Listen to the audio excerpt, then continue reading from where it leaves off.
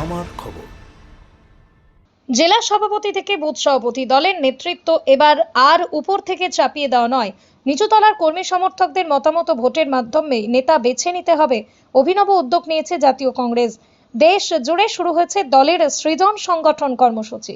ইতিমধ্যে বিভিন্ন জেলায় ঘুরে দলের নেতৃত্বে নির্বাচনের প্রক্রিয়া শুরু করেছেন কেন্দ্রীয় কমিটির সদস্যরা। সেই কর্মসূচি থেকে বাদ নেই পশ্চিমবঙ্গ।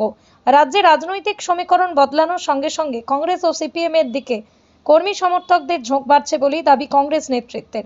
এই পরিস্থিতিতে সংগঠনকে আরো মজবুত ও শক্তিশালী করতে নিচুতলার কর্মীদের হাতেই নেতৃত্ব নির্বাচনের দায়িত্ব তুলে দিতে চাইছে জাতীয় কংগ্রেস।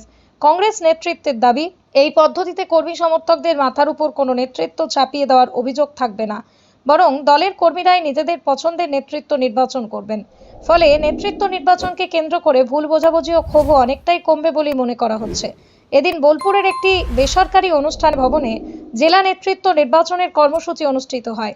উপস্থিত ছিলেন এআইসিসি পর্যবেক্ষক নীলেশ চতুর্বেদী এবং প্রদেশ কংগ্রেসের সহ সভাপতি তথা বীরভূম জেলা পর্যবেক্ষক জগদীশ দত্ত। কর্মসূচিতে কংগ্রেস কর্মী সমর্থকদের উপস্থিতি ছিল চোখে পড়ার মতো। দলের কর্মীদের ভোট ও মতামতের ভিত্তিতেই আগামী দিনের নেতৃত্ব গড়ে তুলে সংগঠনকে আরো শক্তিশালী করাই সৃজন সংগঠন কর্মসূচির মূল লক্ষ্য বলেই জানানো হয়েছে। শুধু বোলপুর নয়, জেলার প্রতিটা বিধানসভা এলাকাতে এভাবেই পৌঁছে যাচ্ছেন দলের পর্যবেক্ষকরা। নিচুতলার কর্মীদের মতামতকে গুরুত্ব দিয়েই তৈরি করা হচ্ছে আগামী দিনের কংগ্রেস নেতৃত্ব। আমি জগদীশ দত্ত, প্রদেশ কংগ্রেসের সহসভাপতি এবং বীরভূম জেলার অবজারভার। আজকে এখানে এসেছি, আমাদের এআইসিসি থেকে আমাদের অবজারভার এসছেন মিস্টার নীলেশ চতুর্বেদী সাহেব, এবং আমরা প্রদেশের অবজারভার দুজন আছি।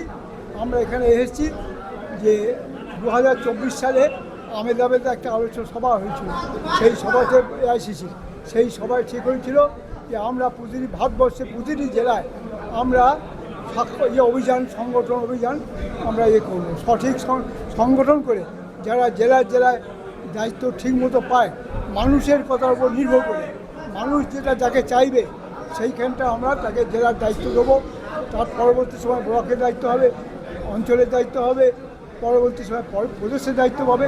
সবটাই মানুষের সুচিন্তিত মতামতের উপর নির্ভর করে তারা যেটা চাইবে, এমন লোককে তারা চাইবে। এই বীরভূম জেলায় জেলা সভাপতি কাকে করলে ভালো হবে, যে সবাই 11টা বিধানসভা বীরভূম জেলার আছে, এই বিধানসভার সমস্ত মানুষকে নিয়ে চলতে পারবে এবং সবাইকে ঠিক দায়িত্ব দিতে পারবে এবং আগামী দিনে কংগ্রেসকে আরও এগিয়ে নিয়ে যাবে।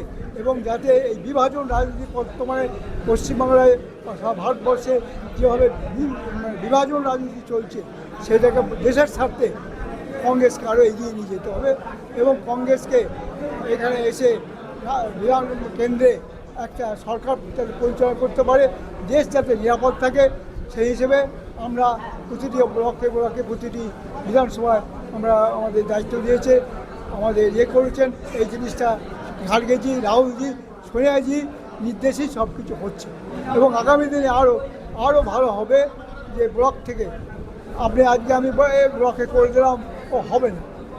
এখানকার মানুষ, সেই ব্লকের মানুষ যাদেরকে চাইবে তাকেই হবে। কেউ পয়সা খাইয়ে দিয়ে বলে দিল, আমাকে ভোটটা দিস, আমাকে করে দিস, তোদের সুবিধা করে দেবো, রাহুলজি সেসব মানবেন না। যারা সত্যিকারের নেতা, রাহুলজি কীভাবে উঠে আসছেন দেখছেন তো, আর ওইভাবেই সবাইকে চেষ্টা করতে হবে যাতে ভারতের সমৃদ্ধ হয়, ভারতকে শক্তিশালী করা যায় এবং বিভাজন রাজনীতিকে দূরে সরিয়ে দেওয়া যায়। আমাদের রাহুল গান্ধী আমাদের জননেতা খুব চিন্তাভাবনা করেছে। অনেকেই বলে যে উপর থেকে আমাদের চাপিয়ে দেওয়া হয়, তাই এবারে সৃজন সংগঠন সারা ভারতবর্ষে চলছে। প্রত্যেক বিধানসভায় গিয়ে যারা পদাধিকারী আছে বা বিভিন্ন সদস্য আছে তাদের কাছ থেকে মতামত নিচ্ছে জেলা সভাপতি কাকে করলে ভালো হয়।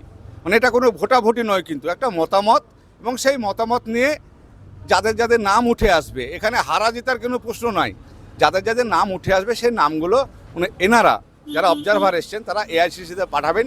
এবার এআইসিসি সিদ্ধান্ত নেবে আমাদের বায়োডাটা দেখে যে আপনারা কাকে সভাপতি করা যায়। এই যে এই দৌড়ে আমিও একজন আছি, আমিও প্রতিদ্বন্দ্বিতা করছি বীরভূম জেলায়। শান্তিনিকেতন গোয়ালপাড়া তালতর রোডে তৈরি হয়েছে অত্যাধুনিক পরিষেবা সম্পন্ন একটি ইংরেজি মাধ্যম স্কুল স্কলেজ গুরুকুল শান্তিনিকেতন। স্কুলে রয়েছে smart classroom, activity based learning, NEET ও আইআইটি জেইই প্রস্তুতি, অলিম্পিয়াডের প্রস্তুতি, ইনডোর স্টেডিয়াম এবং ট্রেন্ড ফ্যাকাল্টিজ। নার্সারি থেকে দ্বাদশ শ্রেণী পর্যন্ত ভর্তি চলছে। বিস্তারিত জানতে যোগাযোগ করুন 9609039000 এই নম্বরে।